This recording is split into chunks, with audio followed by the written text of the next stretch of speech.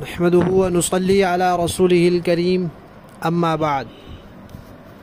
ترجمے والے قرآن پاک کا صفحہ نمبر 839، 23واں پارہ سورہ صافات، تیسرا رکوع، آیت نمبر 75 تا 82۔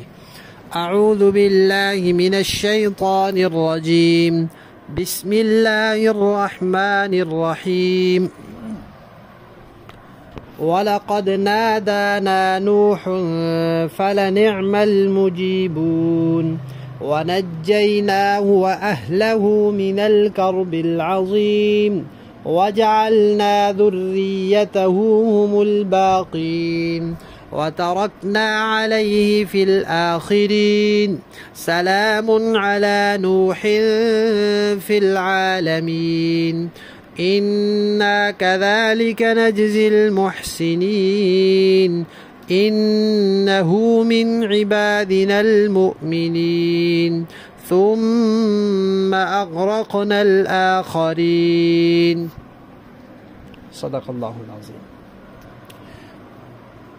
پچھلی آیات میں اللہ تعالیٰ نے فرمایا تھا کہ یہ لوگ جو انبیاء کی دعوت قبول نہیں کر رہے اور اپنے گمراہ باپ دادوں کے پیچھے لگے ہوئے ہیں اور ان کی تقلید میں پڑے ہوئے ہیں، تو ان کا انجام دوزخ ہے۔ ہاں، جو اللہ کے مخلص بندے ہیں، چنے ہوئے بندے ہیں، خاص بندے ہیں، ان کا یہ انجام نہیں ہے۔ اب اللہ تعالیٰ نے اپنے خاص بندوں کے تذکرہ شروع کیا ہے۔ اس میں سے اللہ کے خاص بندوں میں سے ایک ہے حضرت نوح علیہ السلام، جن کو آدم ثانی کہا جاتا ہے۔ وہ پہلے رسول ہیں، ان سے پہلے رسول کوئی نہیں۔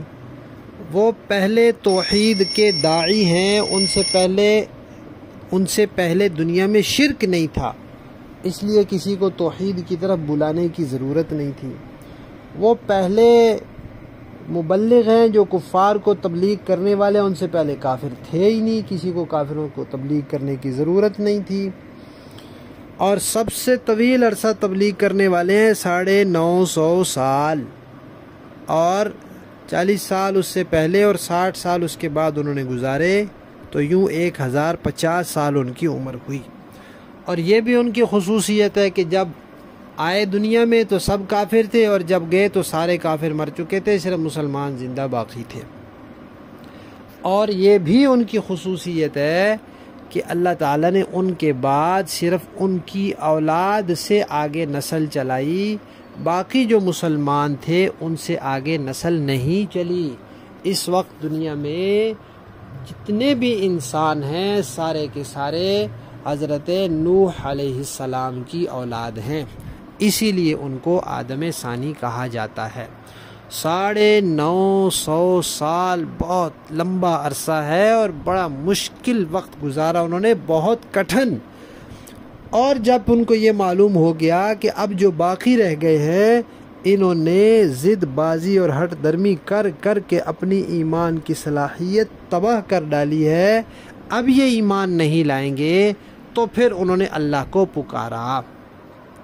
جب اللہ کو پکارا تو کیا کہا اللہ سے؟ فرمایا انی مغلوب فانتصر، یا اللہ میری مدد فرما۔ اور کیا پکارا؟ اور کہا کہ رب لا تذر علی الارض من الکافرین دیارا، جب ان کی قسمت میں ایمان نہیں ہے تو ان کافروں سے زمین کو پاک صاف کر دے، کوئی کافر نہ روئے زمین پر رہے، تاکہ ایمان والے سکون کی زندگی بسر کریں، ان کی ایذاؤں سے محفوظ رہیں۔ اس کے علاوہ نوح علیہ السلام جب کسی کو شرک کرتا دیکھتے تھے تو ان کی طبیعت پر بہت گراں گزرتا تھا، بہت تکلیف ہوتی تھی، بہت غم ہوتا تھا، اور ہونا بھی چاہیے۔ ایک ایمان والا بلا شرک کو کیسے برداشت کر سکتا ہے؟ تو یہاں اللہ تعالیٰ فرما رہے ہیں کہ ہمارے خاص بندوں میں سے ایک نوح علیہ السلام ہے، انہوں نے ہمیں پکارا، انہوں نے کہا یا اللہ میری مدد کریں، تو پھر اللہ فرماتے ہیں ہم تو اپنے بندوں کی پکار سننے والے ہیں۔ ہم ان کو بہترین جواب دینے والے ہیں، ہم ان کی دعا قبول کرنے والے ہیں۔ لہذا اللہ نے ان کی فریاد سنی اور ان کو اور ان کے ماننے والوں کو اللہ نے نجات دے دی۔ کس سے؟ من الکرب العظیم، بڑی مصیبت سے، بڑے غم سے۔ بڑی مصیبت کیا تھی؟ کفار کی ایذائیں، تکلیفیں دیتے تھے، تانے دیتے تھے، پریشان کرتے تھے، مذاق اڑاتے تھے۔ اور بڑی ایذا کیا تھی؟ شرک جو ان کے سامنے ہوتا تھا اس سے ان کو تکلیف پہنچتی تھی۔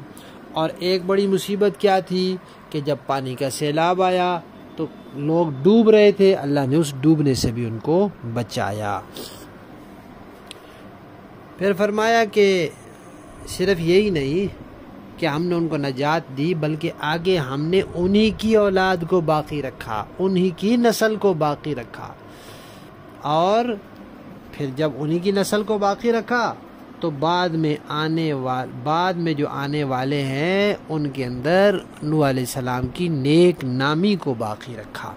نوح علیہ السلام کا مذاق اڑانے والے، انہیں برا بھلا کہنے والے، ان پر تنقید کرنے والے تو ختم ہو گئے، چلے گئے۔ بعد میں آنے والی دنیا ان کی تعریفیں کرنے والی ہے۔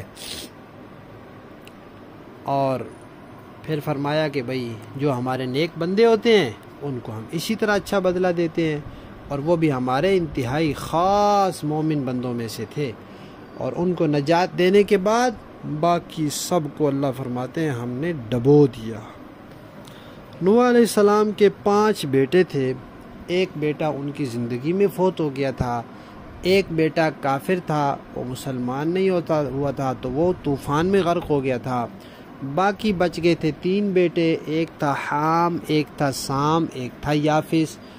تو تاریخ دان کہتے ہیں کہ سوڈانی اور افریقی جو ہے یہ ان کے بیٹے حام کی اولاد ہیں، اور ترک، افغان اور یہ ایران اور اہل عرب وغیرہ، اہل فارس، یہ سارے سام کی اولاد ہیں۔